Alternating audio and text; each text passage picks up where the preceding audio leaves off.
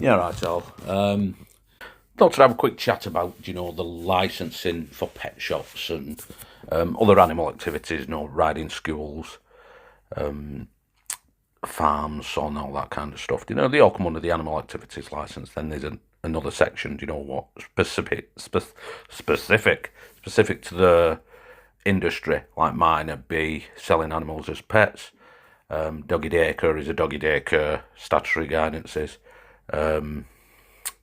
then so on and so on.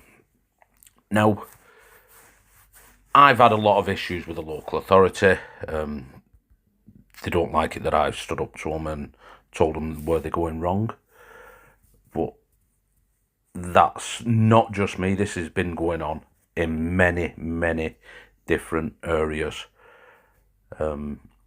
Now, one of the issues with what's come across over the last 6 years since the new guidance has come out is that many pet shops have closed. Lots. We're looking at, I think when I looked at it, it was about 60% of pet shops had closed around the UK. As everybody will have noticed, the local pet shops have stopped doing animals. Lots and lots have closed down. And what this has done now, and this is the government what have set these guidances, is that they've closed the pet shops down, so more and more people are buying online.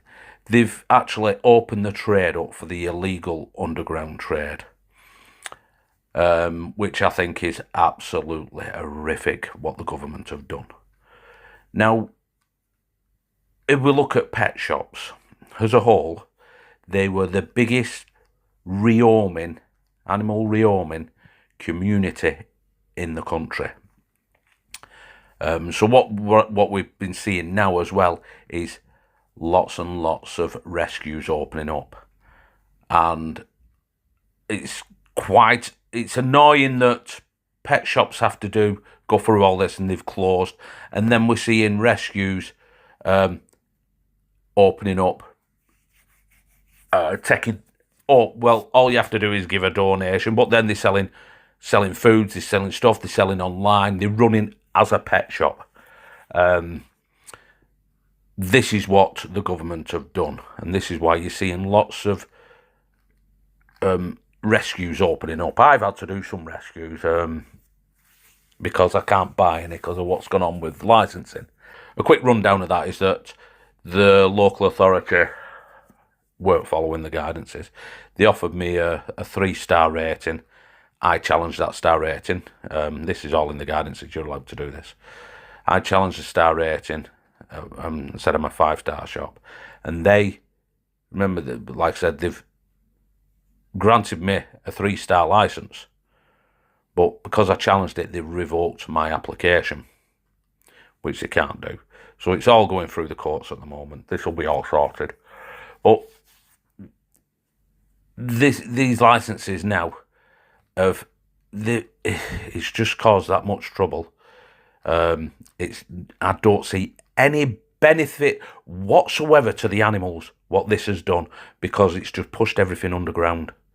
The government need to step back and sort this out, which I don't think they will do. And this all comes down to all these do-gooders, these animal welfare do-gooders who wanted this to happen, who've pushed for all this stuff, and all they've done is made it worse.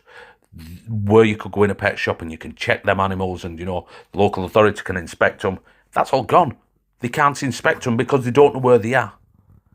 It's absolutely dreadful what's gone on with the local authority, with these guidances.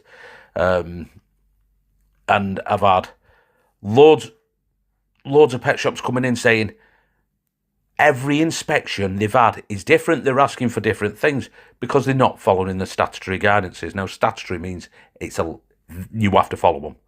They may be called guidances, but it is a legal requirement for the local authority to follow them, which means we have to follow them. So if we follow them correctly and the local authority aren't, then that's causing trouble again. And that's what's happened with me. But then I had a riding school what got closed down because they had an elderly horse. They said, "Oh, that horse isn't healthy." It wasn't. It was old, and I don't think it was being used anyway. And they shut them down. They closed them down, which is absolutely disgusting. Then there was an elderly lady. She had cattle. They were on her case all the time about trying to make her sell a cattle. You've got too many. You've got too many. Now, I've not read the guidances on this, but as far as I'm aware, I've spoke to other people who are in the industry, and they said there's no stock density. What it is, you have so many cows per acre, and then you've got to subsidise the food once you go over that. So she wasn't at that stage anyway, as far as I know. But it was dreadful the way they treated her, and she passed away of cancer. She was fighting cancer at the same time. And I know this has made me, so I know that would have had a massive effect on her life. Then there's other places that they've shut down for stupid little reasons because they don't know what they're talking about. Telling me to put animals in smaller enclosures because they don't know what they're doing. That was just absolutely, that's just mad. How can you explain that? Telling me to put an animal in a smaller enclosure. I mean, when you look at the licensing in the last 6 years, it's gone from just over £100 to some places over £1,000 to get this license. How did they expect shops? We're all struggling, and they're asking for stupid amounts of money. They're just shutting everything down. Sometimes I just don't know what to say. It's absolutely bonkers. But I'll leave you all to it. Let you all have a think about what I've said, and I will catch you all later. Bye bye.